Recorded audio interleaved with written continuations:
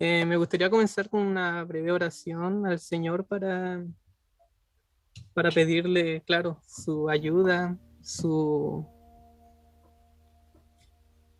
guía. Espero que este día, este momento sea de edificación para cada uno de nosotros. Siempre me ha pasado que cuando estoy tratando un tema, hablándolo con amigos, aprendo algo mediante la charla y eso me parece bueno, me parece que podemos edificarnos unos a otros mediante el diálogo quizás o a través de la propia enseñanza. Uno enseñando aprende algo. Es bastante extraño, pero lo he experimentado. Así que vamos a orar un momento. Señor, en el nombre de Jesús nos presentamos delante de ti, Señor, dándote las gracias, porque tú, Dios, nos has dado la oportunidad de poder tener una relación directa contigo, Señor. Nos has permitido conocerte, nos has dado la posibilidad de poder acercarnos a ti, Señor. Nos has atraído, Señor. Yo creo, Señor, de que tú nos has atraído y nos has ayudado a poder experimentar el maravilloso amor tuyo, mi Dios. En este momento, Señor, te quiero pedir que nos ayudes a entender los temas que vamos a tratar y nos des sabiduría, Señor. No sabiduría simplemente humana en lo que es intelectual, sino que podamos tener esta sabiduría que Santiago nos habla, que es de lo alto, una sabiduría que trae fruto en la conducta, en la vida espiritual de uno, Señor Dios. Deseo, Señor, que cada uno de nosotros pueda crecer en este tipo de sabiduría, una sabiduría que viene de ti, Señor, una sabiduría que transforma el alma, el espíritu de la persona. Padre Santo, te pido, Señor, que si es que en algún momento alguien ve este video o se conecta y no es cristiano, te pido, Señor, que puedas ayudarle a conocer la verdad. Te pido, Señor, que lo convenza de pecado, de justicia y de juicio, Señor Dios. Te damos gracias por este maravilloso momento para poder hablar contigo, Señor, y tratar este tema de la resurrección, que es el fundamento de nuestra fe a mis luces.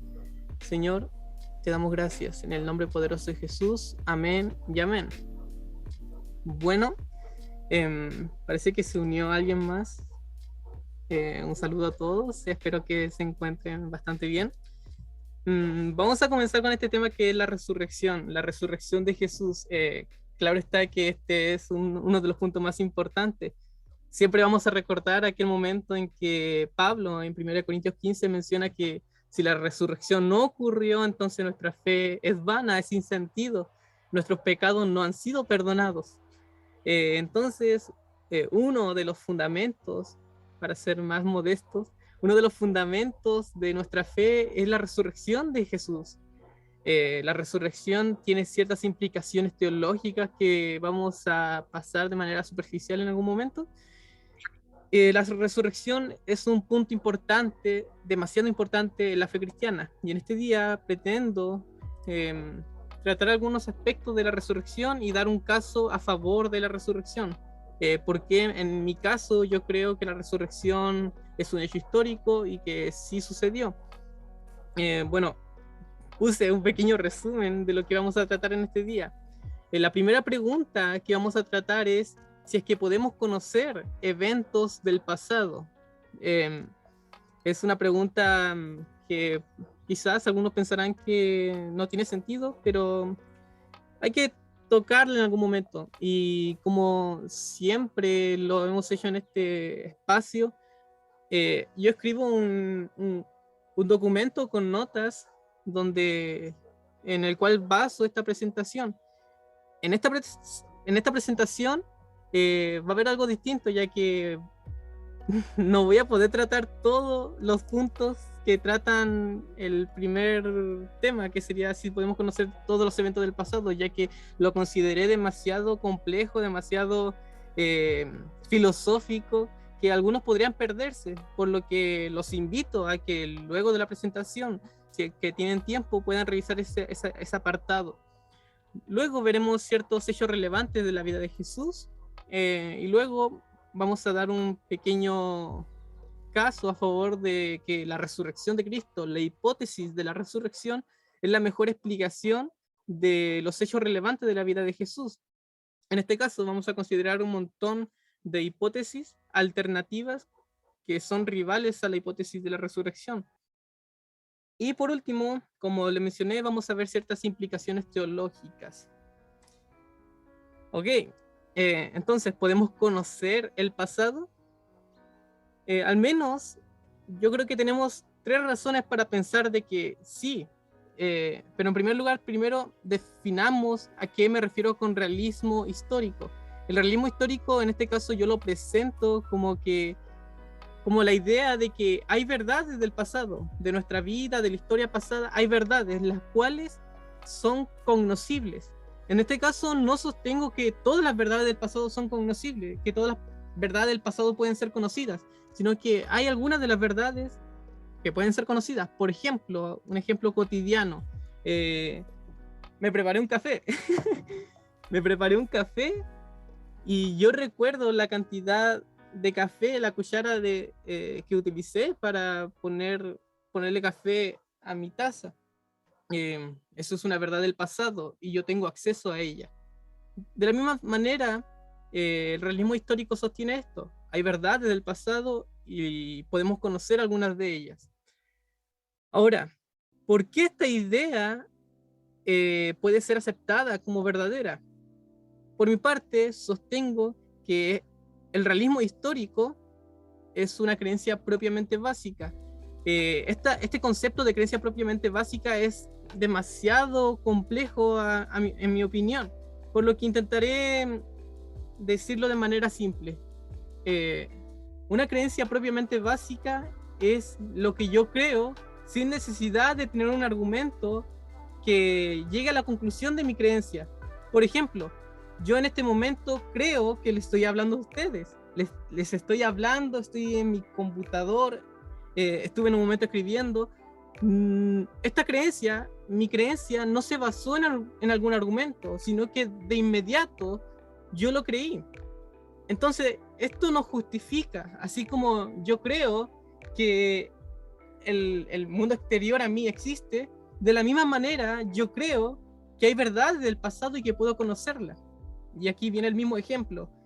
Yo tomé hace un momento un café, es una verdad del pasado y tengo una creencia básica de que yo tengo acceso a estas verdades del pasado.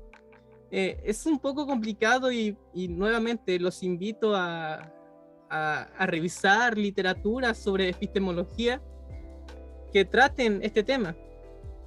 Y luego, otra razón por la cual creo que podemos conocer el pasado y que el realismo histórico es verdadero es que el realismo histórico da sentido a nuestras prácticas cotidianas, da sentido a nuestro lenguaje, da sentido a nuestras acciones. Mike Licona menciona una analogía de unos viajeros con un mapa. Estos viajeros querían llegar a cierto lugar y cierta persona le entregó un mapa, pero le dijo, este mapa no les va a servir, porque este mapa no contiene los sonidos, no contiene los aromas, no contiene las experiencias, los que van a sentir cuando se muevan por este lugar. Los viajeros no le tomaron tanta importancia a esto, porque ellos sabían y saben que utilizando el mapa, que refleja una verdad del pasado, van a llegar al lugar que quieren, van a llegar al destino que quieren. Esto es bastante común en nuestra vida cotidiana. Nosotros hablamos con la idea de que hay verdad del pasado y que podemos conocerla. Por ejemplo, ¿dónde dejaste el control remoto? Este es un ejemplo. ¿Dónde dejaste el control remoto? Y tú recuerdas que el control remoto lo dejaste en el sillón. Y vas y ahí está.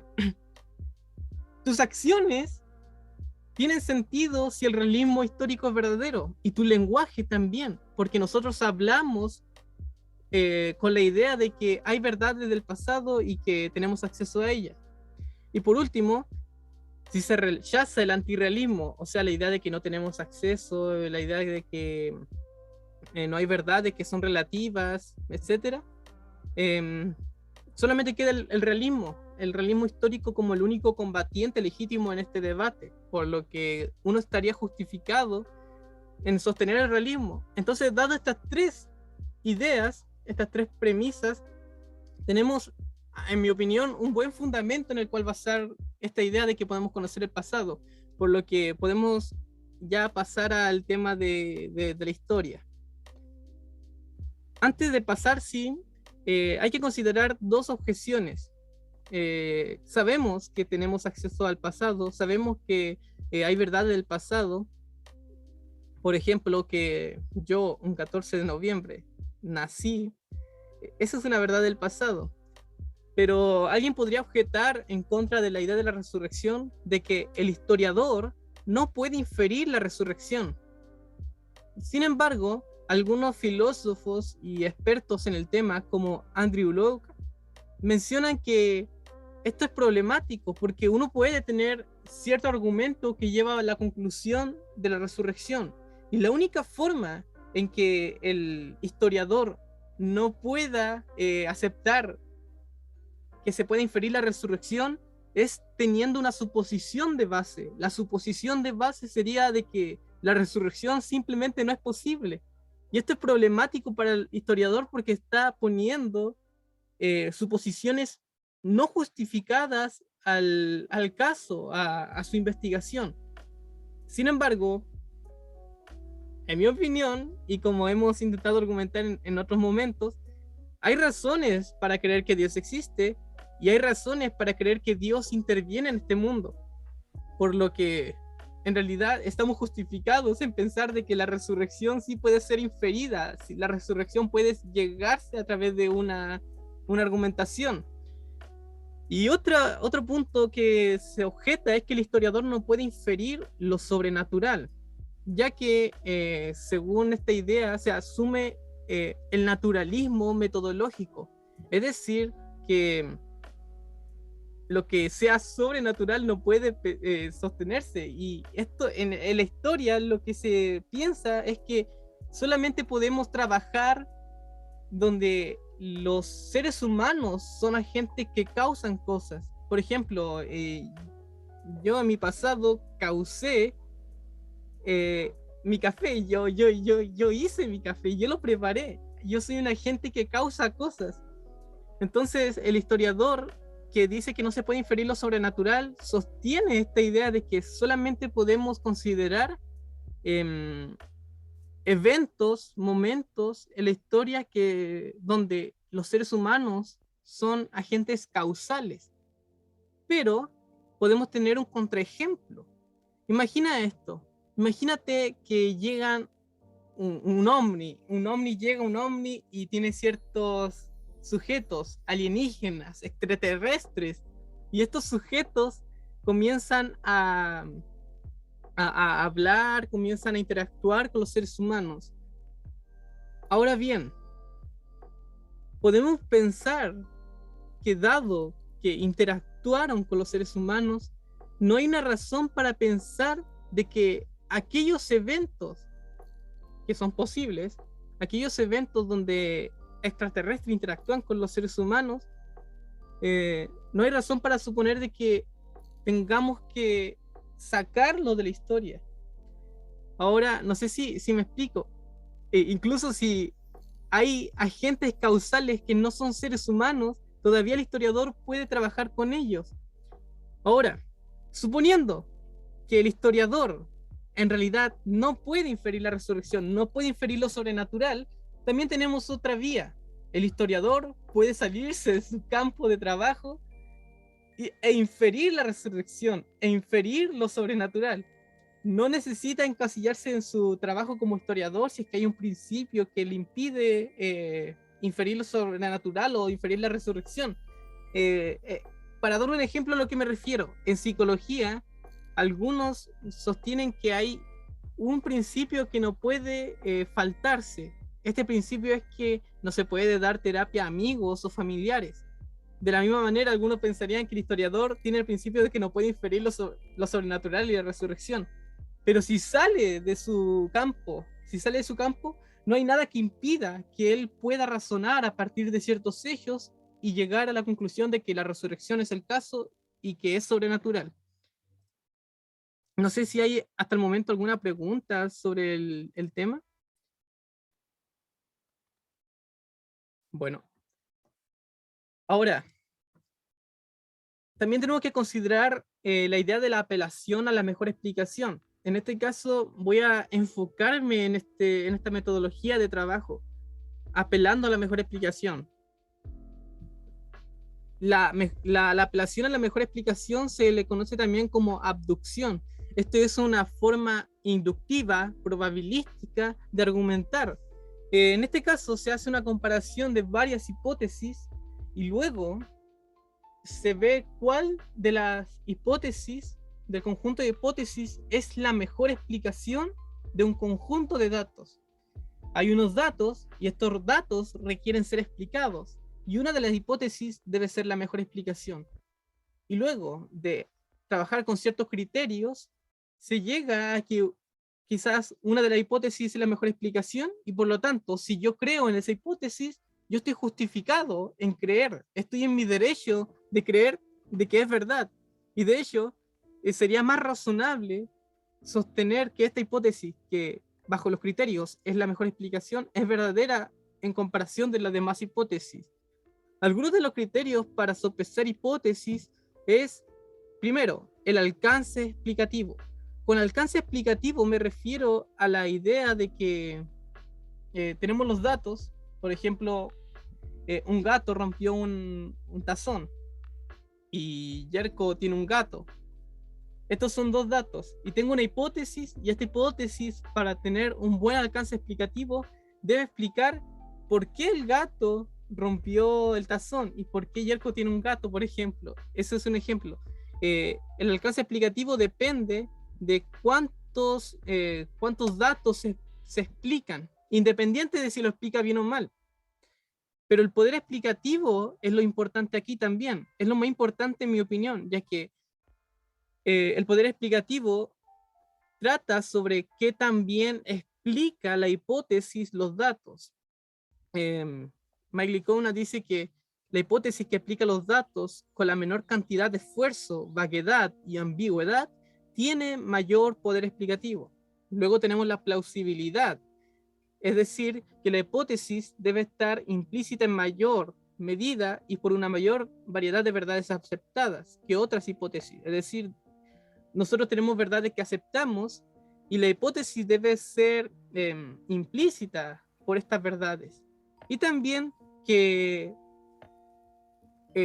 la hipótesis no debe ser desconfirmada por una gran cantidad de verdades aceptadas. Por ejemplo, el terraplanismo. Hay verdades que aceptamos que van contra la hipótesis, la teoría del terraplanismo. Entonces, estas creencias aceptadas hacen que la plausibilidad de la teoría disminuya y no sea más plausible. Y la idea es que la mejor explicación sea plausible. La simplicidad trata de la idea de que una hipótesis no debe contener demasiados elementos no comprobados. Por ejemplo, yo creo que nosotros hemos visto muchos casos donde se intenta dar una explicación y luego se empiezan a agregar ciertas cosas. Por ejemplo, ¿por qué mi café está frío? Alguien podría decir, simple, debido a ciertas leyes de la naturaleza, se fue el calor.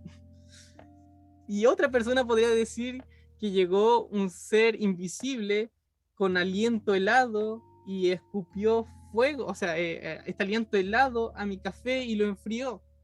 Y luego yo le preguntaría, pero ¿cómo es eso verdad?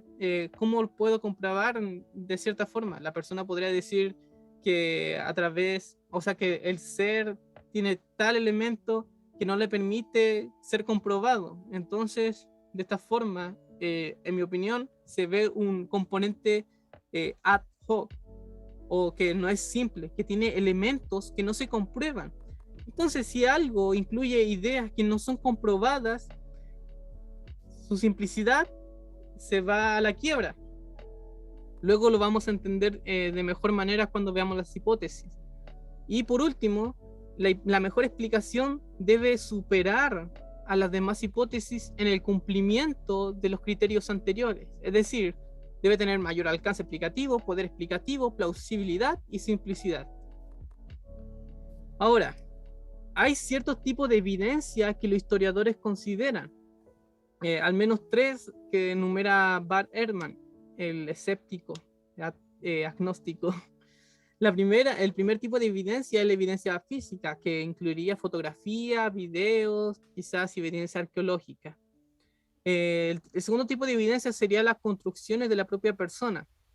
Hay ciertas personas que han escrito diarios de su vida o han escrito ciertos libros sobre su filosofía, sus pensamientos políticos, etc. Entonces, estos son evidencias de la propia persona. Y luego hay otro tipo de evidencia que es evidencia de otros. Otros sujetos hablan de ciertas personas. Otros sujetos escriben notas, hacen referencias, por ejemplo, a Platón, es un ejemplo, o hacen discusiones sobre la persona en una época contemporánea al sujeto del que se habla. En nuestro caso, obviamente no podemos hablar de evidencia física porque no hay fotografías, por ejemplo, de Jesús. Es imposible que haya un video de Jesús ahí rondando en YouTube. Tampoco hay evidencia de algo que haya escrito el propio Jesús, pero sí tenemos evidencia de otros. Otros han escrito sobre Jesús, contemporáneos a Jesús, o en unos años más después de la muerte de Jesús. Tenemos discusiones, tenemos tradiciones, muchas referencias sobre la persona de Jesús. Entonces, esto es lo que nos importa en nuestro caso, evidencia de otros. Ahora bien, ahora comenzamos a lo que nos interesa, los hechos relevantes de la vida de Jesús. Pero antes de comenzar, voy a dar unos 10 segundos para preguntar si hay alguien que quiera hacer una pregunta, así pasa los 10 segundos y ya se continúa.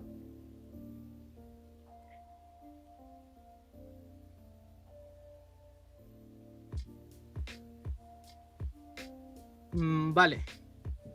Entonces, ¿cuáles son los hechos relevantes de la vida de Jesús que en este caso vamos a considerar?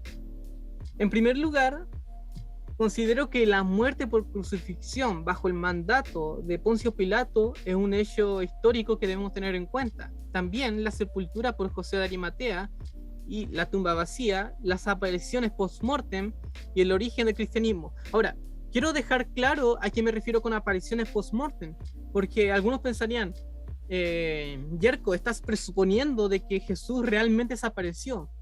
No del todo. Podemos llegar a la conclusión de que realmente Jesús desapareció, pero en este caso me limitaré a decir que los discípulos creyeron firmemente, de manera honesta, de que Jesús se le apareció. No estoy diciendo que realmente se le apareció, sino que los discípulos creyeron que se le apareció. Eso es distinto. Y eso es bastante modesto, aunque yo creo que realmente se le apreció. Con esa postura, con esa idea básica, podemos construir un caso a favor de la resurrección de Cristo. Ahora bien, comenzamos con la muerte por crucifixión romana. Obviamente, quiero mostrar que allá abajo está la cita, la referencia a las cuales a las cuales me refiero o de la cual saqué la información. Ok, la muerte por crucifixión romana, según Gary Habermas, es aceptado como un hecho histórico de manera casi universal, virtualmente universal. De hecho, muchos historiadores, ya sean escépticos, agnósticos, ateos, aceptan que la muerte por crucifixión romana de Jesús es un hecho histórico. De hecho, es una minoría a los mitistas, las personas que niegan la historicidad de Cristo, que niegan que que Jesús realmente existió. Es una minoría bastante pequeña y no lo consideran serio. Y me gustaría citar en este caso al escéptico Bart Ehrman, el cual por un momento fue ateo, ahora es agnóstico, todavía no cree en Dios. De hecho, fue en un momento cristiano y lo abandonó debido, según él, a sus investigaciones. Él dice lo siguiente: la crucifixión de Jesús por los romanos es uno de los hechos más seguros que tenemos sobre su vida. Siempre que alguien escribe un libro sobre Jesús histórico, es realmente importante ver si lo hacen sobre su ministerio público si sobre lo que dicen sobre su ministerio público puede dar sentido a su muerte. Si no es así, entonces tienes un problema. Bart Ehrman, al igual que otros muchos escépticos, afirman que es un hecho histórico que Jesús murió por crucifixión romana. Eh, Cabe recalcar que estas personas, por ejemplo, Gary Habermas, Bart Ehrman, Mike Licona, eh, otros como eh, Dale Allison, son gente que está estudiada en el tema, son eruditos del tema, muchos de ellos son historiadores. Entonces tenemos una buena referencia para basar nuestro caso. Pero aparte de la afirmación de ellos, tenemos múltiples fuentes que atestiguan que Jesús murió por crucifixión romana. Lo vamos a ver en la siguiente diapositiva. También tenemos que los informes son bastante tempranos. De hecho, hay un acuerdo casi generalizado de que 1 Corintios 15, que sale en la Biblia, donde se menciona que Jesús murió, fue sepultado, y se le apareció a los discípulos, apóstoles, los 12, a más de 500 personas a la vez, a Santiago, se le apareció también a Pablo, a Pedro, etc. Muchos de los eruditos en el tema sostienen que es una tradición bastante temprana. Algunos sostienen que se remonta a unos años después de la muerte de Jesús, y otros lo llegan a posicionar a solamente meses. Es decir, es bastante temprano, es bastante cerca de los hechos. Tenemos fuentes tempranas, y aparte tenemos que hay fuentes independientes que tratan el tema y que hablan y atestiguan sobre la muerte por crucifixión. Y además tenemos que las narraciones de la pasión, de la muerte de Jesús, son bastante creíbles, aparte que concuerdan con lo que se conoce sobre la crucifixión romana o la pasión de crucifixión. También hay una alta improbabilidad de que alguien sobreviviera a la crucifixión. Bueno, entonces, ¿cuáles son las fuentes que tratan la muerte por crucifixión de Jesús? Esto en este caso recalco que son ejemplos, porque algunos podrían considerar otros puntos más. En primer lugar, tenemos al historiador judío, no cristiano claramente, Josefo. En su Antigüedad de los Judíos 18.3, él escribe lo siguiente. Esta es la versión que Mike Licona presenta del tema. De hecho, esta es una reformulación de lo que dice Josefo, que es bastante aceptable. De hecho, si se eliminan ciertos aspectos que son controvertidos del relato de Josefo, tenemos una fuente bastante fiable. En este caso dice así: y cuando Pilato, debido a una acusación hecha por hombres principales entre nosotros, lo condenó a la cruz, los que lo habían amado previamente no dejaron de hacerlo, porque informaron que se les apareció vivo. Y hasta este mismo día, la tribu de los cristianos que lleva su nombre no se ha extinguido. Tenemos entonces al historiador judío que está bastante cercano a los hechos, Josefo, que afirma que fue condenado a la cruz por el mandato de Pilato. Y también hay que tener en cuenta que las personas, los creyentes, los discípulos y seguidores de Jesús informaron que se le apareció vivo. Esto vamos a tener en cuenta cuando tratemos las apariciones post-mortem, pero este es como un pequeño spoiler de lo que hablaremos. Entonces tenemos a Josefo que trata el tema de la crucifixión. Él afirma de que realmente fue así.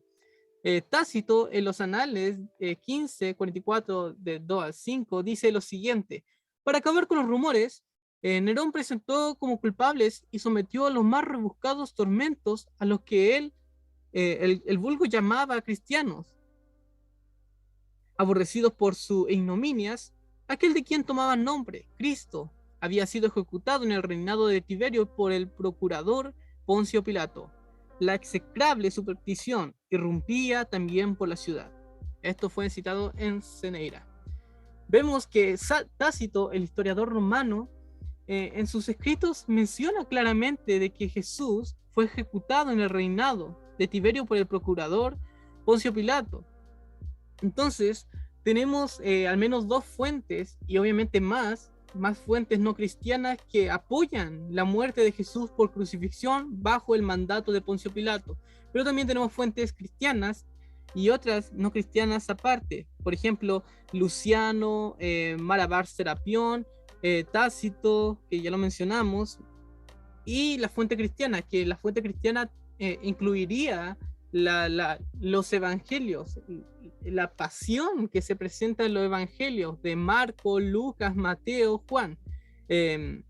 Brand Pitre, el erudito también en el Nuevo Testamento, menciona lo siguiente. Él menciona que incluso los padres de la iglesia sostenían que los evangelios, estos 4 evangelios, fueron escritos por diferentes personas, no fueron los mismos autores. Entonces tenemos fuentes independientes que apoyan la muerte por crucifixión romana, la muerte de Jesús por crucifixión romana. Cuando me refiero a fuente independiente, cierto historiador, que no voy a decir su nombre, me contó de que esto puede ser presentado como el siguiente ejemplo. Supón que cierta persona robó un dulce y habían 2 personas ahí, Marta y Carlita. Y Marta dice, sí, Juan robó el dulce. Uno podría decir que el testimonio de Carlita o de Marta es insuficiente por sí mismo. Pero si hay otro testimonio, en este caso juntamos el testimonio de Marta y Carlita, diciendo ambas que Juan robó el dulce, tenemos una buena justificación para creer de que realmente se robó el dulce. Entonces tenemos varias fuentes independientes en los evangelios, y aparte de los evangelios, las cartas de Pablo parecen hacer referencia a la crucifixión, que son independientes entre sí, son personas distintas que escribieron sobre un mismo tema. Entonces tenemos un fuerte caso a favor de la muerte por crucifixión romana, la muerte de Jesús. Entonces se llega a la conclusión que llegó Bart Ehrman, que llegó Gary Habermas y Licona. Realmente Jesús murió por crucifixión romana, es un hecho histórico. Ahora bien, las experiencias post-mortem. En este caso vamos a considerar al menos 3 puntos generalizados. Primero vamos a considerar el texto clave, la tradición más temprana que tenemos, que ya lo mencionamos, que se remonta a años, o sea, unos pocos años después de la muerte de Jesús, o quizás meses después de la muerte de Jesús. Primera de Corintios 15, del 3 al 8. Y también tenemos que la historicidad de la historia de las mujeres, lo explicaré en un momento más. Y también tenemos ciertas fuentes no cristianas, como las que mencionamos, que apoyan las experiencias post-mortem.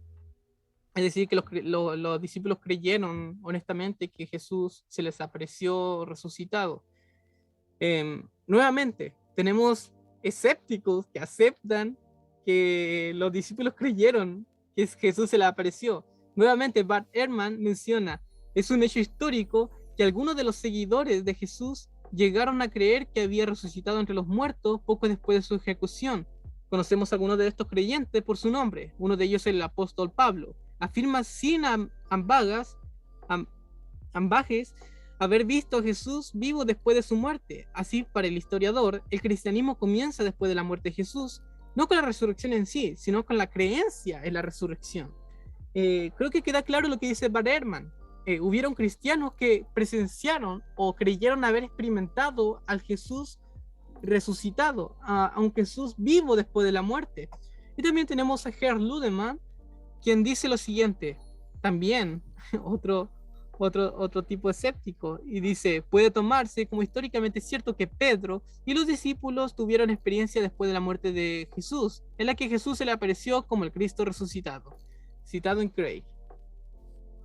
Ahora comencemos con 1 Corintios 15, y también vamos a tratar el tema de las mujeres. En primer lugar, como mencionamos, 1 Corintios 15 es nuestra fuente más temprana, es la fuente más temprana que tenemos de los hechos, así que tenemos que ver, mientras más cercano al hecho es un documento, algún escrito, algún testimonio, entonces es más confiable. Entonces, esto debido a que hay menos probabilidad de que por leyenda sea alterado y demás. Ahora, me gustaría que leamos 1 Corintios 15, 3 al 8. Y dice así, Pablo dice, porque ante todo les transmití a ustedes lo que yo mismo recibí, que Cristo murió por nuestros pecados según las Escrituras, que fue sepultado, que resucitó al tercer día según las Escrituras y que se apareció a Cefas, es decir, Pedro, y luego los 12. Después se apareció a más de 500 hermanos a la vez, la mayoría de los cuales vive todavía. Aunque algunos han muerto, luego se apareció a Jacobo, más tarde a todos los apóstoles, y por último, como a uno nacido fuera de tiempo, se me apareció también a mí. Entonces tenemos esta fuente y debemos ver algunos aspectos de la fuente. Andrew Locke argumenta contra la idea de que 1 Corintios 15 es una interpolación, es decir, que 1 Corintios 15 es fue alterado, es una alteración de ciertas cosas, entonces no es muy confiable.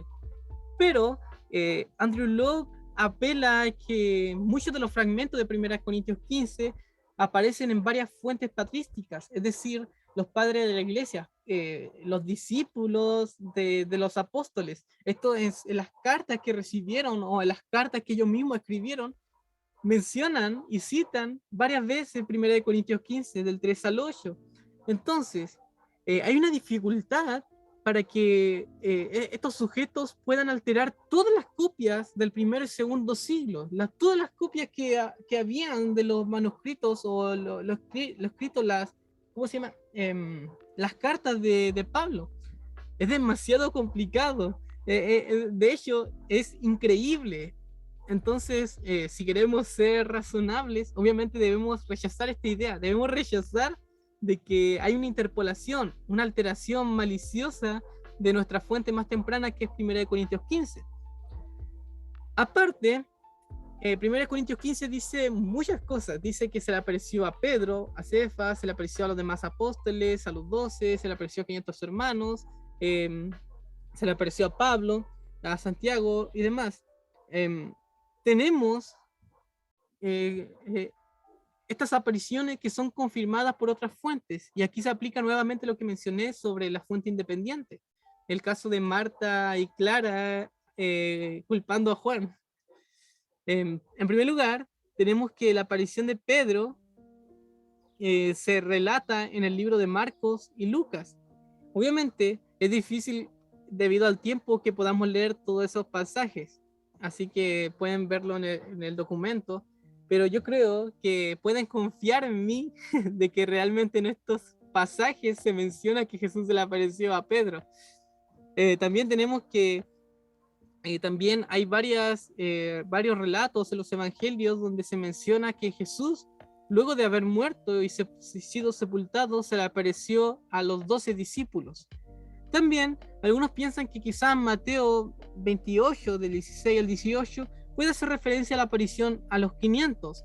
Sin embargo, es bastante complicado pensar esto porque tal texto no menciona específicamente cuántas personas se le aparecieron. Se le apareció Jesús. Entonces, solamente podríamos mencionar, dice Licona, que es solamente una posibilidad. En ese caso, tenemos una posibilidad y no tenemos una idea tan clara del tema. Pero yo creo que se puede aceptar como históricamente fiable, ya que tenemos nuestra fuente temprana y tenemos posibles textos como el que mencionamos de Mateo, que podrían apoyar la aparición a muchas personas, 500 personas. Y otro punto importante es que en muchos aspectos de 1 Corintios 15 está confirmado en otras fuentes independientes. Por ejemplo, se menciona que Jesús murió, fue sepultado. Entonces tenemos otros aspectos más y son confirmados por fuentes independientes. Entonces tenemos que 1 Corintios 15 parece ser respaldado por otras fuentes que no fueron escritas por el propio Pablo. Por otro lado, en los evangelios canónicos, nuevamente, el evangelio de Lucas, Mateo, Marco y Juan, en este caso, en Juan y Mateo, se menciona que Jesús se le apareció primero a las mujeres, se le apareció a un grupo de mujeres, y estas dieron un mensaje. ¿Cuál es lo importante de esto? Es que en ese tiempo había cierto sexismo claramente evidente. Em, es poco probable que los evangelistas y los discípulos hayan elaborado una historia, hayan inventado esta historia de las apariciones de Jesús a mujeres, porque el testimonio de las mujeres era considerado, sin más palabras, como una basura, así. Era algo inútil el testimonio de las mujeres para ese tiempo. Para citar esto, o sea, para respaldar lo que estoy diciendo, veamos lo que dice Josefo. Josefo, el historiador antiguo judío, dice lo siguiente: no confíes en un solo testigo, sino que deja que haya tres o al menos dos, cuya evidencia será acreditada por sus vidas pasadas. Y ahora viene lo fuerte: de las mujeres no se acepta ninguna evidencia debido a la ligereza y la temeridad de su sexo. Entonces, si los discípulos hubieran querido crear una historia creíble para ese tiempo, no hubieran mencionado que Jesús se le apareció a las mujeres. Entonces, aquí en historia se cumple el criterio de vergüenza, se cumple este criterio, lo cual nos permite pensar y sostener de que los relatos son históricamente fiables, o al menos probablemente históricos. Como sea, tenemos una buena cantidad de evidencia que apoya las apariciones de Jesús, y lo cual respaldaría las afirmaciones de estos escépticos como Bart Ehrman y Harold Ludemann. También, nuevamente Josefo, como recordarán, les dije que tengan en cuenta este aspecto. Josefo dice: porque informaron que se les apareció vivo. Entonces tenemos que Josefo, tenemos que los evangelios, nuestra fuente más temprana, que es 1 Corintios 15, informan algo unánime. Jesús, o sea, los discípulos creyeron e informaron de que Jesús se le apareció vivo, tuvieron experiencia post-mortem. Ahora, antes de pasar a la tumba vacía, primero es importante, en mi opinión, y es una opinión que capturé de Dale Allison, que para tratar la historicidad de la tumba vacía, primero tenemos que comenzar con el entierro de Jesús, si es históricamente fiable o si es un hecho histórico que Jesús fue enterrado, porque ahí podría quizás cobrar peso las hipótesis que dicen que Jesús fue tirado a un pozo de criminales cualquiera y su cuerpo se descompuso, desapareció, se perdió, o que pasó que no enterraron el cuerpo y no sé, se lo llevaron lejos, o se los comieron las gaviotas en la cruz. No sé si las gaviotas comen cuerpo o los cuervos, no lo sé, pero yo creo que me explico. Las aves se comieron el cuerpo de Jesús. Entonces, ¿cuáles son las razones para pensar que el entierro de Jesús es un hecho histórico? En primer lugar, 1 Corintios 15 apoya el entierro. 1 Corintios 15 es nuestro texto casi fundamental, es nuestro texto más temprano. Y este texto afirma claramente que Jesús fue enterrado. Recuerdan que decía: murió, fue enterrado, resucitó, o se le apareció a los demás. Entonces, el texto de 1 Corintios apoya el entierro. Y también tenemos que los evangelios, las fuentes independientes, lo cual nos da un fuerte peso a nuestro caso, dicen claramente o relatan que Jesús fue enterrado, se le dio un entierro digno, no fue lanzado a un pozo común donde hayan criminales. También tenemos que José de Arimatea es presentado como un miembro del Sanedrín, es decir, un grupo religioso, si no me equivoco, que podrían haber actuado como jueces. Y el problema con esto es que este grupo del Sanedrín fue considerado uno de los culpables de que Jesús haya muerto. Aparentemente, Pedro culpa al Sanedrín de esto en su primera predicación. Ahora, José era miembro del Sanedrín, los culpables. Entonces, si esto es verdad, es poco probable que los evangelios mencionaran a un miembro del Sanedrín, a un miembro de un grupo enemigo de Jesús, como responsable del entierro. Entonces, esto podría ser quizás considerado como criterio de vergüenza o algo así, pero si fuera un invento, el entierro de Jesús, hubieran sido, no sé, más claro, hubieran mencionado a otra persona, quizás, alguien más cercano, alguien no, me corrijo, alguien que no sea parte de un grupo enemigo, para que no se manche el nombre o para que sea más creíble. Entonces tenemos esto, que si la historia hubiera sido inventada, probablemente no hubieran mencionado a un miembro del Sanedrín como uno de los responsables del entierro.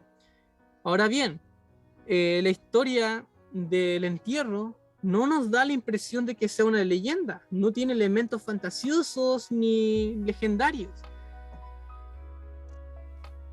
Y por último, quiero mencionar los problemas que menciona Brand Pitre.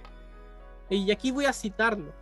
Brand Pitre dice: la crucifixión de Cristo habría ocurrido durante la Pascua, donde se habrían reunido miles de judíos en la ciudad de Jerusalén, donde habría una amenaza de disturbios. En ocasiones, Poncio Pilato se inclinaba a aceptar la demanda de los judíos cuando había una suficiente presión por la multitud judía. Por lo tanto, no es estresante la credulidad de imaginar a Pilato entregando el cuerpo de Jesús a un líder judío como José de Arimatea para evitar la violencia que pudo haber sucedido cuando varios cientos de miles de judíos descubrieron que su tierra había sido contaminada por una violación explícita de la Torá durante el festival más solemne del año litúrgico.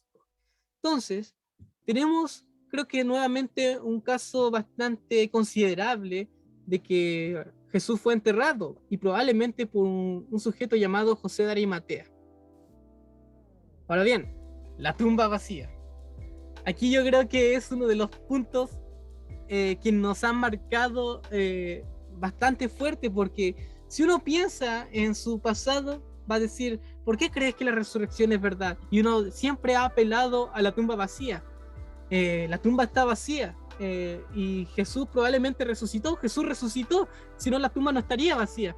Entonces la tumba vacía es uno de los hechos históricos más importantes a tener en cuenta. Nuevamente, 1 Corintios 15. 1 Corintios 15 menciona que Jesús fue enterrado y luego se le apareció. Esto implica que que la tumba donde Jesús fue enterrado se encuentra vacía. Porque entonces, ¿cómo se le apareció? La tradición de 1 Corintios 15 implica la tumba vacía. Ahora también tenemos que las mujeres nuevamente fueron de los primeros testigos en encontrar la tumba vacía, y en los relatos de los evangelios se presenta a ellas como las que encontraron la tumba vacía, y se cumple el criterio de vergüenza que mencionamos anteriormente, que apoya la historicidad del relato. Ahora, nosotros esperaríamos que los opositores y oyentes hicieran o actuaran de cierta forma. Los opositores al cristianismo, los líderes religiosos contrarios al cristianismo, en lugar de quedarse de brazos cruzados y ver cómo crece el cristianismo, si la tumba se encontraba con el cuerpo de Jesús, lo que hubieran hecho es: miren, aquí está el cuerpo de Jesús. Y llegan, lo pescan quizás y lo arrastran por todo Jerusalén. Creo que uno esperaría eso, esperaría que ellos muestren y corrijan a los demás, mostrando el cuerpo de Jesús, mostrando a Jesús muerto y todavía en la tumba, pero no lo hicieron. De hecho, uno de los relatos del Evangelio menciona que los líderes religiosos, en lugar de decir ahí está el cuerpo, lo que hicieron fue decir los discípulos lo robaron, lo cual terminó restándole más credibilidad. Ahora, si la tumba se encontrara todavía ocupada para ese entonces, ninguna persona del lugar hubiera creído en el Evangelio de Jesucristo, en la resurrección de Jesús. Sin embargo, ahí hubo una explosión de creyentes. Hubieron muchos creyentes de ese lugar que surgieron. Y bueno, la polémica relatada en Mateo 28, 11, 15, que es lo que mencioné, los líderes religiosos diciendo que fueron los demás, fueron los discípulos los que robaron el cuerpo.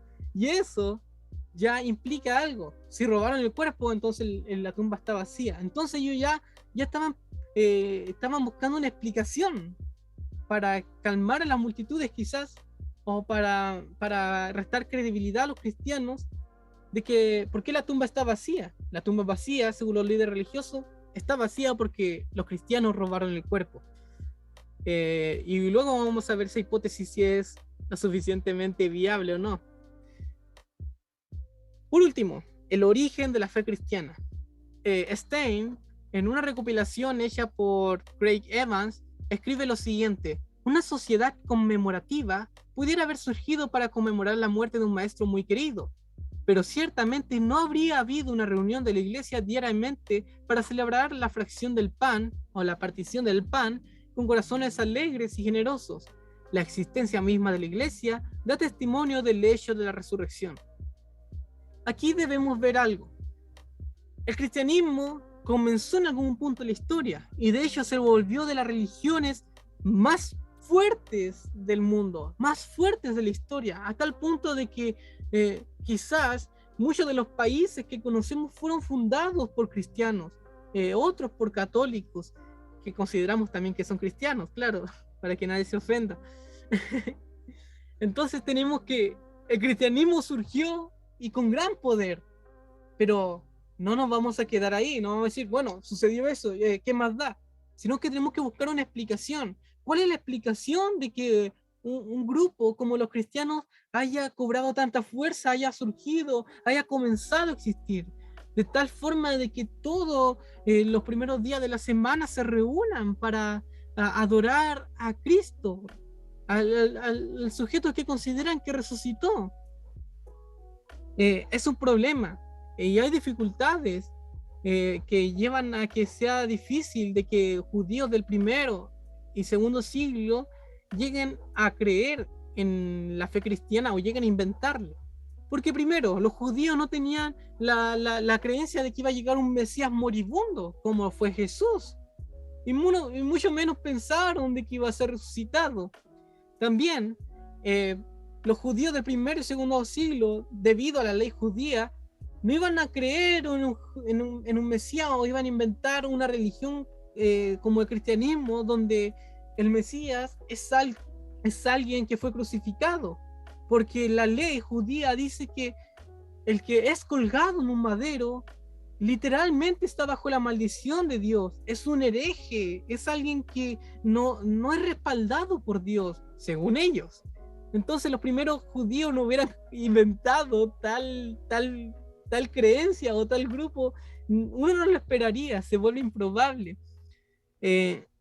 Las creencias judías sobre la vida después de la muerte impedían que alguien se levantara de entre los muertos antes de la resurrección general y escatológica de los muertos. Es decir, los judíos del primero y segundo siglo creían, debido a sus enseñanzas, en que la resurrección era algo que sucedería más tarde, en una resurrección general donde todos resucitarían, no una resurrección individual como fue la de Jesús. Podemos recordar una de la historia del Evangelio donde me parece que Lázaro muere y Jesús dice que va a resucitar. Me parece, no sé si es Marta o María, aquí ya no recuerdo bien, dice, sé que va a resucitar en el día de la resurrección, sé que va a hacerlo. Ella estaba haciendo referencia a la resurrección general escatológica que va a ser al final de los tiempos, pero Jesús no se refería a esa resurrección, se refería a la resurrección de ahora. Entonces, esa misma creencia que tenía ella, la tenía la mayoría de los judíos de ese tiempo. Entonces se encuentran ciertas dificultades para que la fe cristiana haya comenzado en este grupo de judíos. Entonces, ¿cuál es la mejor explicación? ¿Cuál es la explicación de que la fe cristiana haya surgido? Ahora vamos a ver ciertas hipótesis. Como les mencioné, vamos a revisar y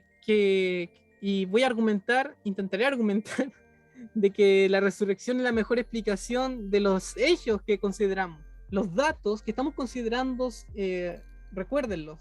Primero, Jesús fue crucificado, tuvo una crucifixión romana bajo el mandato de Poncio Pilato.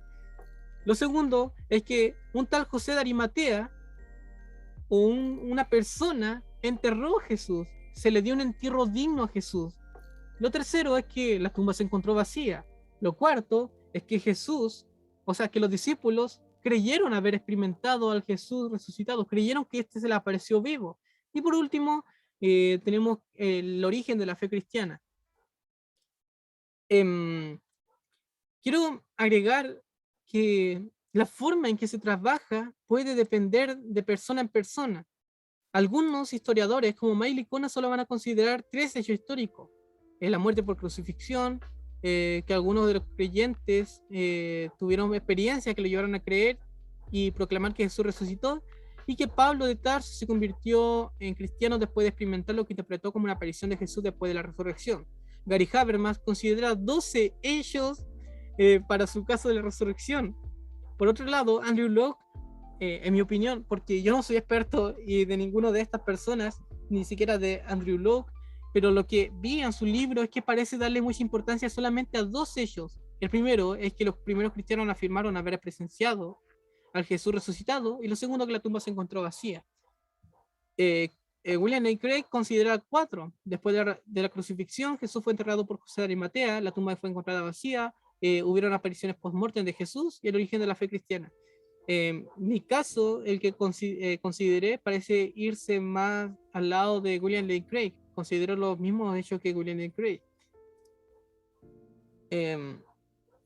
Ahora bien, aquí viene lo pesado, quizás un poco aburrido, no lo sé, pero aquí es donde consideramos las hipótesis. ¿Qué explica mejor estos hechos? Hay una hipótesis que yo creo que es bastante conocida, es la hipótesis de alucinación grupal. Esta hipótesis sostiene que los discípulos, quizás los 500 hermanos a la vez, otros seguidores, tuvieron una alucinación grupal donde se presenta Jesús. Todos alucinaron al mismo tiempo que Jesús se les había aparecido. Pero, ¿qué también explica esta hipótesis los hechos? ¿Es la mejor explicación? Yo sostengo que no. En primer lugar, porque su alcance explicativo es limitado. Recordemos los criterios que consideramos para escoger la mejor explicación: alcance explicativo, poder explicativo, plausibilidad y la simplicidad o ad hoc. El alcance explicativo, esta hipótesis no explica la tumba vacía, tampoco explica las experiencias post-mortem y tampoco explica el surgimiento del cristianismo. Entonces, tenemos que ya comenzamos mal, comenzamos con el pie malo, caminando, pero sí explica las apariciones. Entonces, tenemos que esta hipótesis no cumple el criterio de alcance explicativo, pero tampoco cumple el criterio de poder explicativo, porque tiene nulo poder explicativo con la tumba vacía, no le explica para nada, porque no habla de ella. Entonces su explicación no es buena respecto a la tumba vacía. También es poco probable que Santiago y Pablo hayan tenido razones ocultas que los predispongan a tener estas alucinaciones.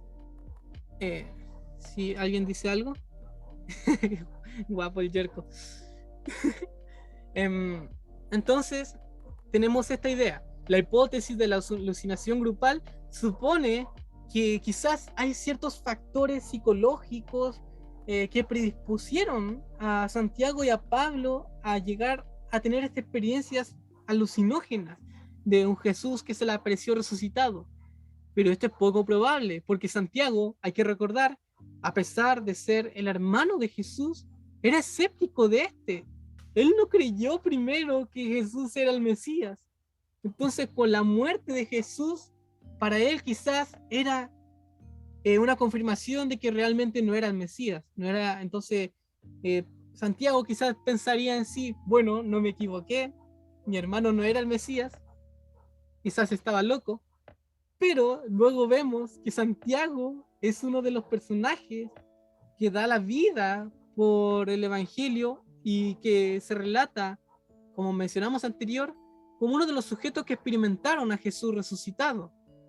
Unas personas que experimentaron a Jesús que se le aparece. Entonces es poco probable que Santiago haya tenido esta experiencia, esta alucinación, algo que lo predisponga a ello. Mucho más Pablo, que era un perseguidor de la iglesia, que mataba a cristianos, los perseguía.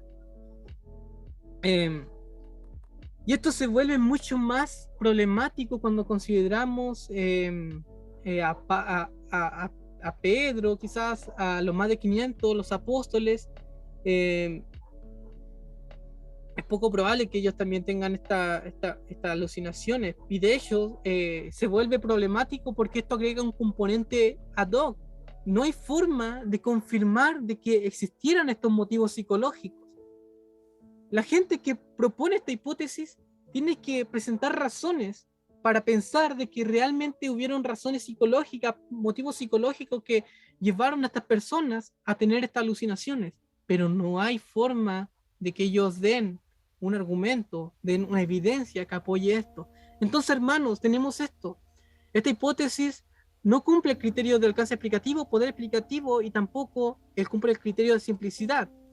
Sobre la plausibilidad, creo que es bastante claro que parece irrazonable que un grupo de personas, en ausencia de un elemento extramental, en ausencia de algo fuera de ellos, perciban lo mismo. Es bastante irrazonable, al menos para mí, que yo comparta el mismo sueño con mi grupo de amigos. Comparte el mismo sueño. Me refiero cuando duermo, soñar lo mismo. Yo creo que todos pensamos que es irrazonable. De la misma manera, podríamos hablar de la hipótesis de la alucinación.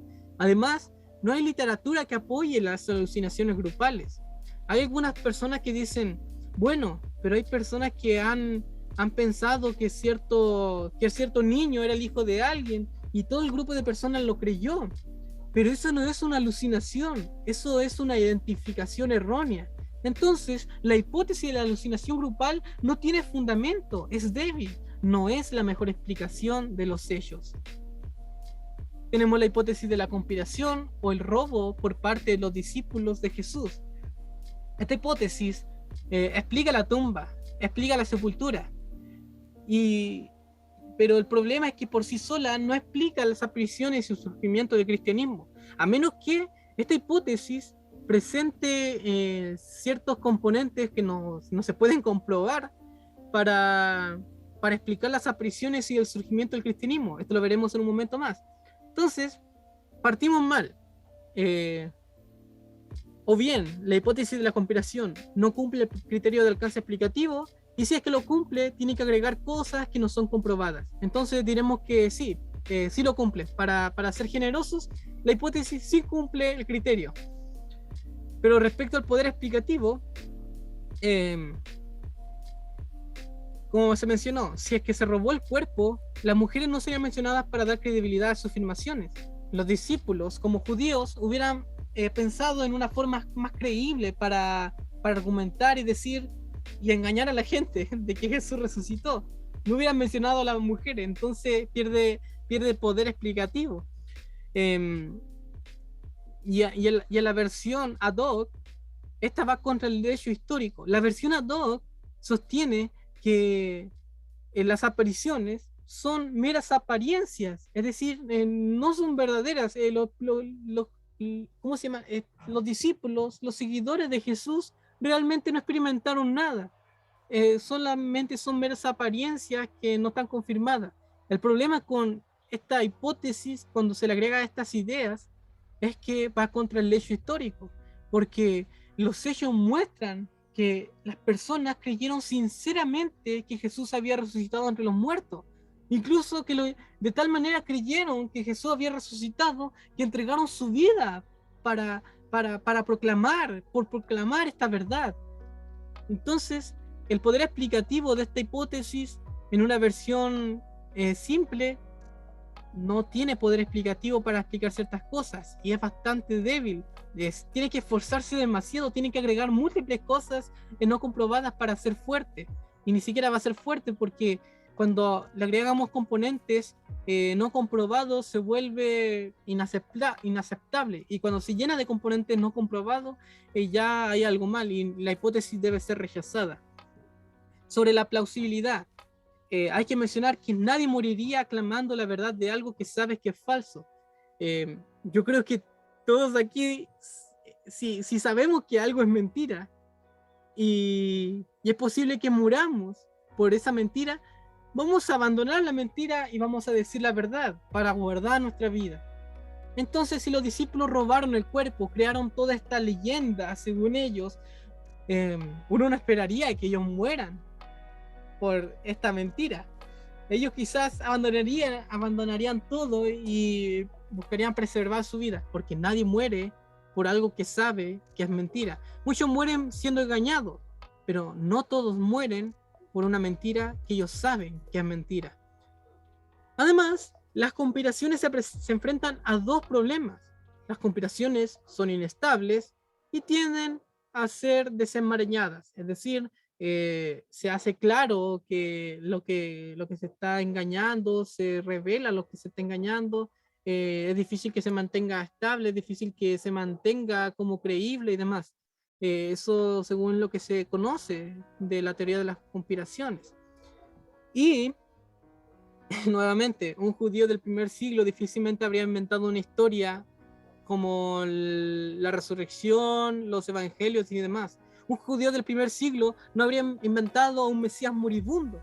No habría inventado un Mesías moribundo. Ellos habrían mostrado un ser que tiene tanto poder que no es asesinado por nadie, ni siquiera es crucificado, porque si fuera crucificado para el judío del primer siglo sería un problema, porque estaría diciendo que tal sujeto es un hereje o la ira y la maldición de Dios está sobre él. Entonces un judío del primer siglo no habría o difícilmente habría inventado una historia así, cuanto más un grupo de judíos, porque no solamente una persona, hay que recordar que fueron muchas personas las cuales comenzaron el cristianismo, las cuales fueron los primeros cristianos, no fue solamente una persona, hay que recordarlo.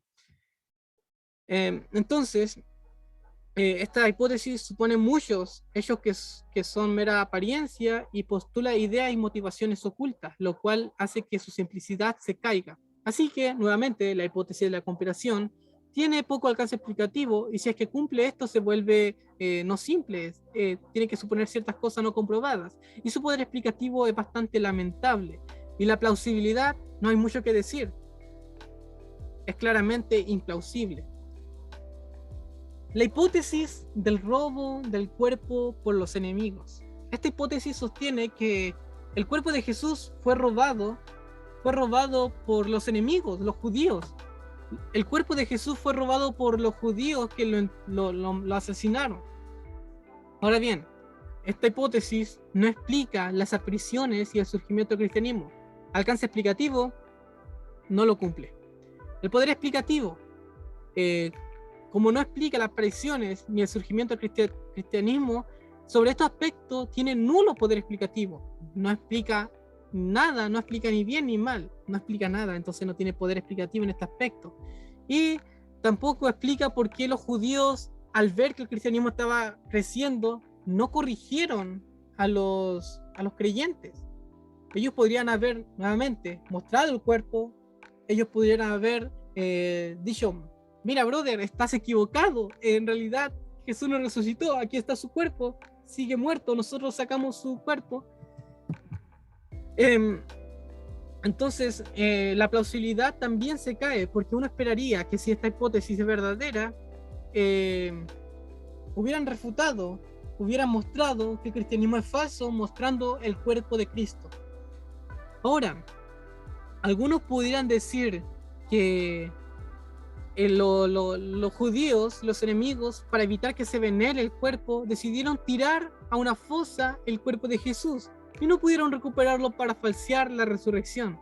Pero nuevamente, este aspecto se vuelve implausible y no está comprobado. No hay ninguna fuente que apoye esta idea. Así que alguien que proponga esto tiene que hacer mucho esfuerzo y su poder explicativo termina siendo más débil y su plausibilidad se destruye. Entonces la hipótesis del robo del cuerpo por los enemigos cae también, al igual que las otras hipótesis.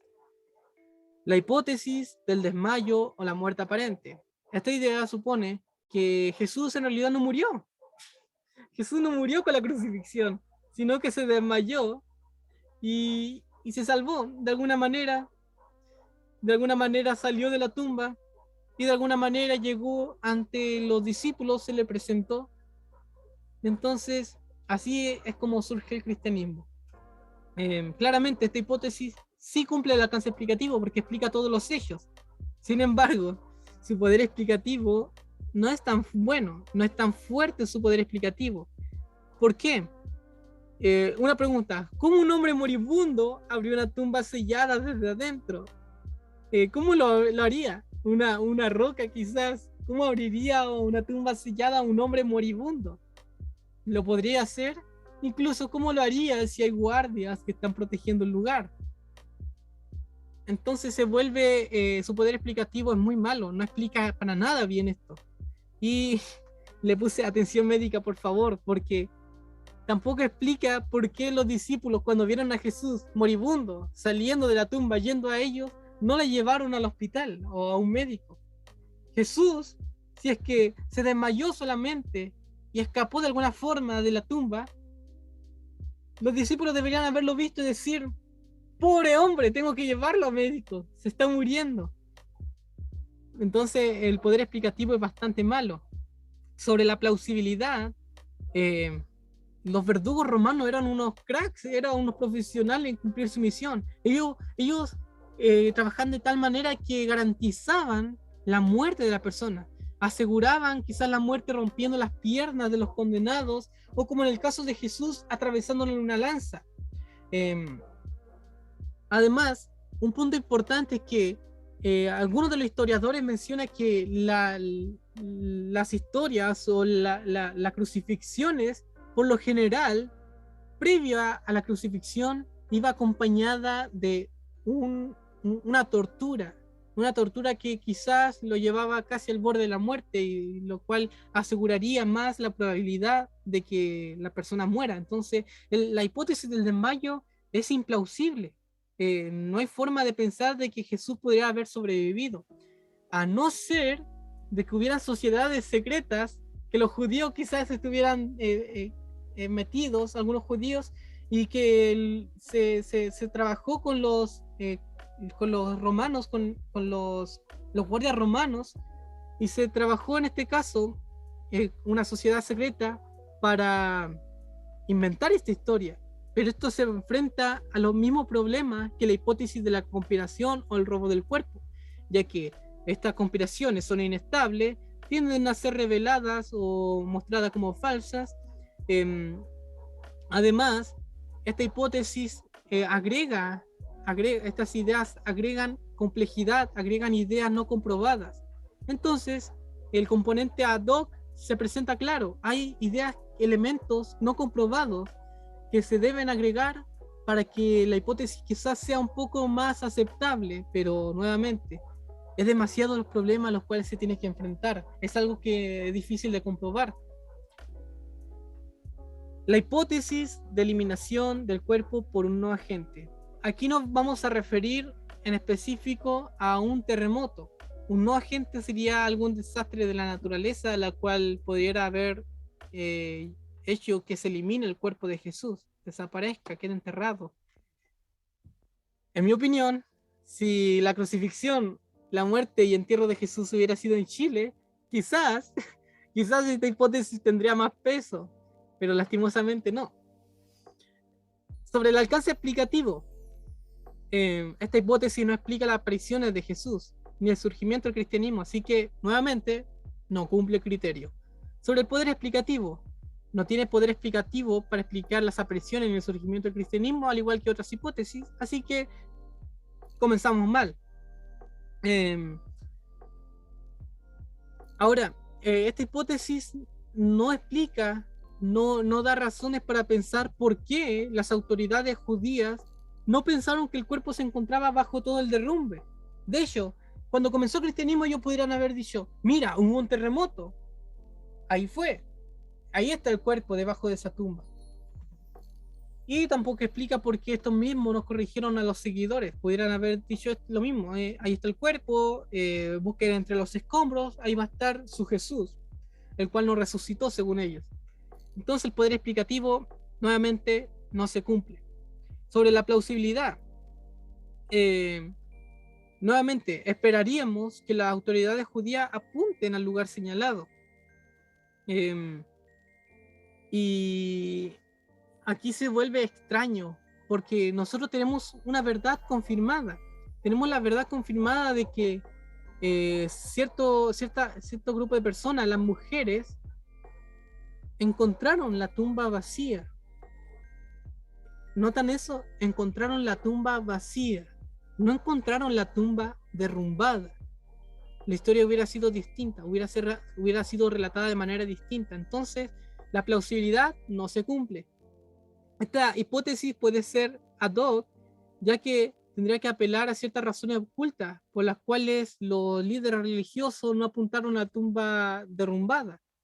Eh, y lo que les mencioné, supone que la tumba en realidad no debería encontrarse vacía, sino que derrumbada, lo cual iría contra un aspecto del hecho histórico. Así que la hipótesis de eliminación del cuerpo por un agente no se sostiene nuevamente y parece ser que no es la mejor explicación. Antes de pasar a la hipótesis de la resurrección, hipótesis del escape. Esta hipótesis es bastante curiosa y algunos ya la habrán conocido. Esta hipótesis sostiene que una persona que no es Jesús realmente fue asesinada. O quizás Jesús tenía un hermano gemelo y el hermano gemelo fue asesinado y Jesús engañó a las personas y inventó la idea del cristianismo. Y la otra postura es que Jesús realmente murió, pero fue el hermano gemelo que engañó a las personas. Ahora, esta hipótesis no explica la tumba vacía. ¿Por qué? Porque incluso si hubiera muerto otra persona aparte de Jesús, la tumba hubiera estado ocupada por la persona que murió. No hubiera sido encontrado vacía. Entonces, tenemos un problema. Esta hipótesis no explica la tumba vacía, por lo que tanto tiene nulo poder explicativo para explicar la tumba vacía. Nuevamente, tenemos un problema en el alcance explicativo y solamente explica las apariciones y el surgimiento del cristianismo. Entonces el alcance explicativo no se cumple. El poder explicativo, como mencionamos, ya se encuentra en peligro porque no hay ningún poder explicativo que explique, o no hay poder explicativo, nulo poder explicativo respecto a la tumba vacía. Y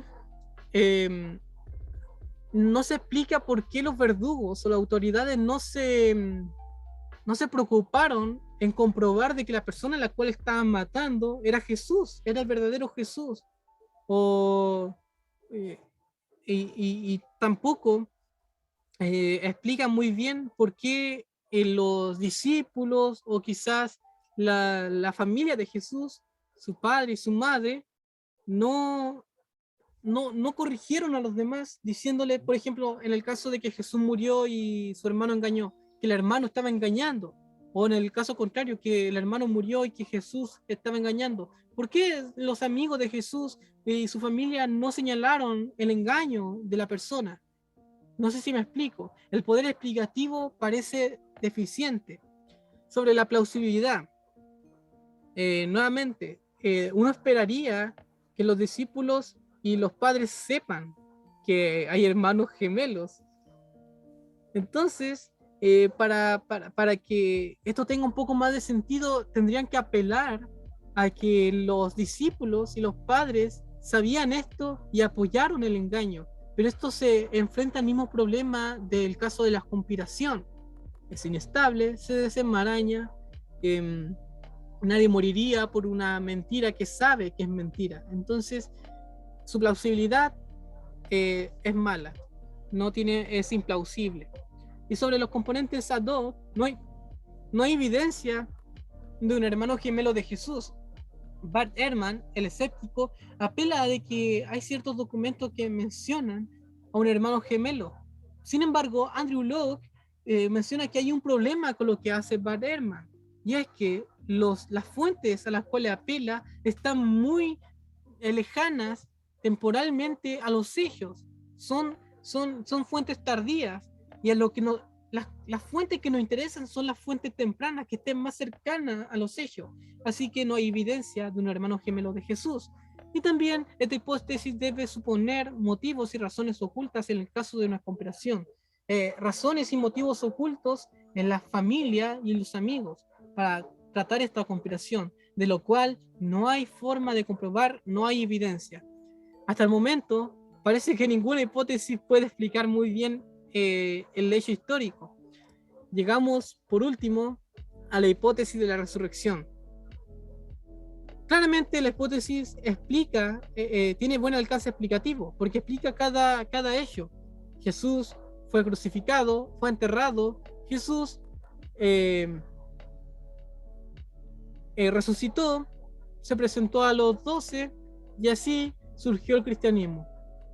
El alcance explicativo está cumplido porque la hipótesis de la resurrección menciona y trata y explica cada uno de los hechos históricos que mencionamos. Sobre el poder explicativo, aquí es donde la hipótesis de la resurrección tiene superioridad en comparación a las hipótesis rivales. Y es que si esta hipótesis es verdadera, entonces se vuelve mucho más probable, es altamente probable de que lo que sucedió, lo que se narra, realmente es así como se cuenta, que realmente Jesús se presentó y por lo tanto se explica fácilmente las experiencias de los discípulos. Ellos experimentaron haber presenciado a Jesús resucitado porque realmente Jesús se les apareció. Así que se explica bastante bien, bastante fácil, sin esfuerzo, sin vaguedad. De la igual manera pasa con el origen de la fe cristiana, de igual manera pasa con la tumba vacía. La tumba vacía no está vacía porque discípulos robaron, no está vacía porque hubo un derrumbe, no está vacía porque los enemigos robaron, no. La tumba vacía está vacía porque Jesús resucitó y abandonó la tumba. Lo explica de manera demasiado fácil. Entonces esta hipótesis no requiere mucho esfuerzo para explicar los hechos, así que a diferencia de las demás hipótesis, esta hipótesis sí tiene buen poder explicativo, o al menos tiene un poder explicativo mayor a la de las demás hipótesis. Ahora sobre la plausibilidad, la resurrección es una confirmación a las afirmaciones radicales que hace Jesús sobre su propia persona. Y dado este contexto religioso histórico en el cual se encuentra, parece ser que si Jesús predijo su muerte, predijo todo, entonces si la hipótesis de la resurrección es verdadera, entonces esta hipótesis es confirmada por las afirmaciones radicales en un contexto dado. Ahora, no hay razones para pensar de que la hipótesis de la resurrección sea imposible. Una vez que abandonamos el prejuicio contra los milagros y abandonamos el ateísmo, la hipótesis se vuelve altamente plausible, altamente probable. Entonces, no hay nada que haga que sea implausible la hipótesis. Entonces, la hipótesis es plausible, puede ser aceptada. No hay nada que entorpezca su aceptación.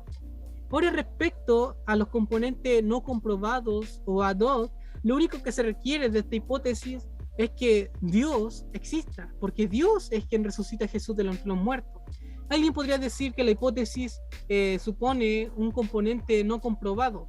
Sin embargo, en las reuniones anteriores argumentamos, y aparte de ello hay muchos otros argumentos. El argumento cosmológico, el argumento de la contingencia, el argumento del fundamento supremo, el argumento moral, el argumento ontológico, quizás el de las matemáticas para algunos, quizás el ajuste fino, etcétera. Muchos argumentos hay a favor de la existencia de Dios y también hay buenas respuestas a los argumentos contra la existencia de Dios. Entonces, no es una hipótesis no comprobada, es una hipótesis que toma la noción de la existencia de Dios y que esta noción es justificada. Hay razones. Entonces, por el momento no es no tiene elementos no comprobados. Y el creyente en ningún momento agrega la suposición de que Dios existe, ya que la existencia de Dios para el creyente es una creencia propiamente básica, así como que yo existo o que yo estoy hablando con ustedes. Y también está el argumento para la existencia de Dios. Entonces, la hipótesis de la resurrección parece que cumple todos los criterios.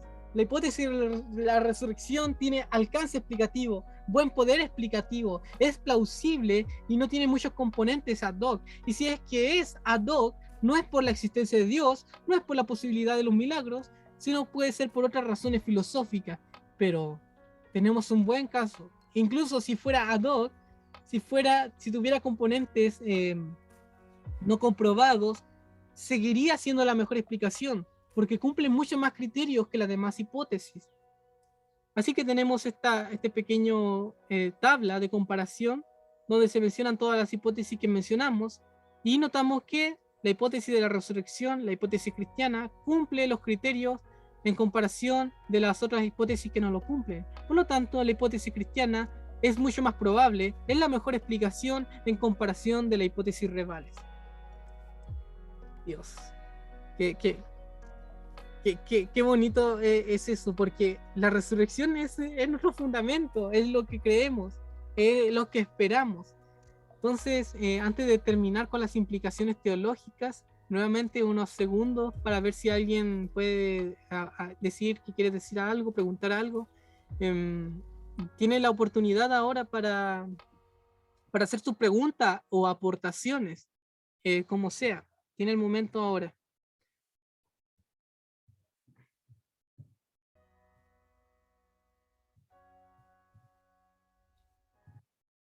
Entonces, ¿nadie quiere decir algo? Bueno, continuamos. Ahora bien, creo que tenemos entonces un buen caso a favor de la resurrección de Cristo. Jesús resucitó entre los muertos.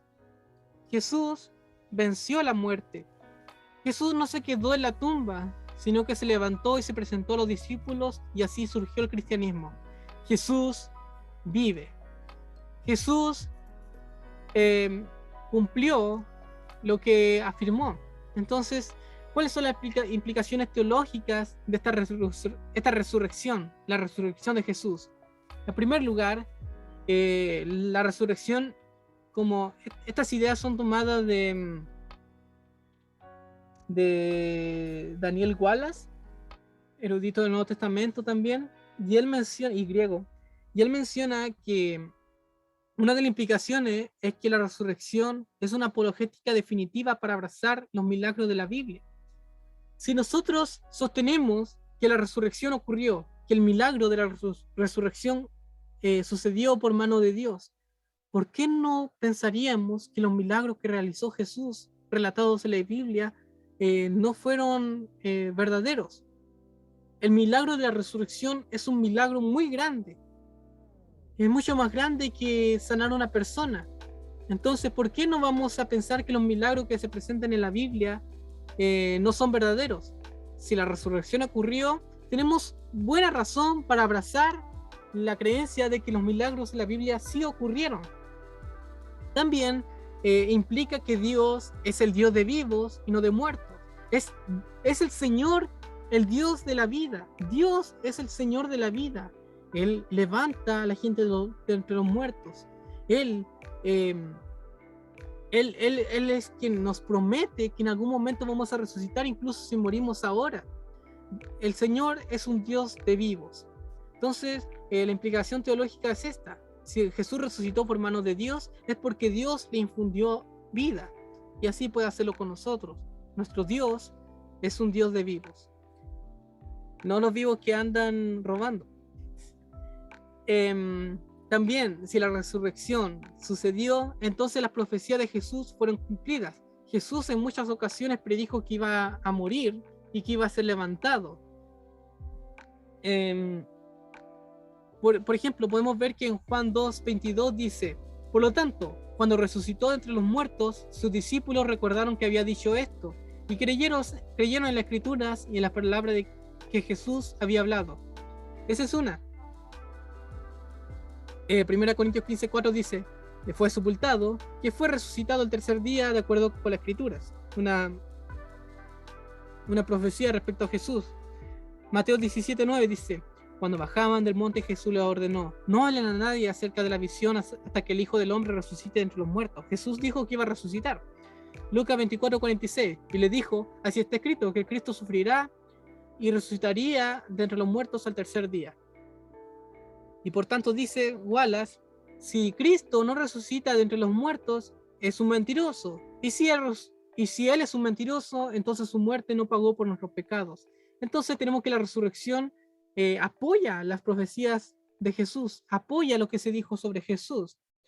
Y también la resurrección es un aspecto, una parte esencial del Evangelio, de la buena nueva, las buenas noticias de salvación. Y también es un componente importante en cuanto al perdón de pecados. Que es una parte esencial del Evangelio, Juan 11:25 dice, Jesús le dijo, yo soy la resurrección y la vida. El que cree en mí, aunque muera, vivirá. Romanos 10:9 dice, porque si confiesas con tus labios que Jesús es el Señor y crees en tu corazón que Dios lo levantó o resucitó de entre los muertos, serás salvo. Respecto al perdón, Jesús en la cruz dijo, consumado es. Estas palabras dicen claramente que el trabajo que Jesús hizo, la expiación de los pecados, fue realizada con éxito.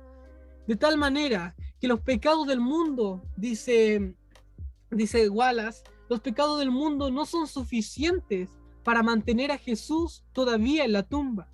Su resurrección es la prueba de que nuestros pecados son perdonados.